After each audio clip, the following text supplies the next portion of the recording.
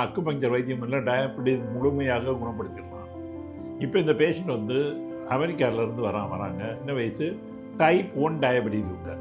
பாருங்க, அவங்க சொல்றதை கேளுங்க. வணக்கம், நான் சித்ரா. நான் 13 வருஷமா இன்சுலின் போட்டுட்டு இருக்கேன். 20 யூனிட்ஸ் இன்சுலின் போட்டுட்டு இருக்கேன். 13 வருஷத்துல ஏதாவது ஒரு விதத்துல டயபெட்டிஸ் குணமாயிடாதா, சரியாயிடாதா, நம்ம நார்மலுக்கு வந்துட மாட்டோமான்னு எத்தனையோ நாள் நான் நினைச்சிருக்கேன். அப்படி இருக்கும் பொழுதுதான் இங்க இந்தியா வந்துட்டு நாங்க இப்போ டாக்டர் கிட்ட இந்த ட்ரீட்மெண்ட் வந்தேன். இந்த ட்ரீட்மெண்ட் ஆரம்பிச்சு எனக்கு இப்ப 3 மாசம் ஆயிடுச்சு. சோ ட்ரீட்மெண்ட் ஆரம்பிக்கும் போது டாக்டர் என்ன சொன்னாங்க அப்படின்னா 21 days first course of treatment. So அந்த 21 நாள் முடிஞ்சதுக்கு அப்புறமா ஒரு நாளைக்கு 9 தடவை சுகர் எவ்வளவு இருக்குங்கிறத செக் பண்ணி ஒரு கிராஃப் மாதிரி போட சொன்னாங்க.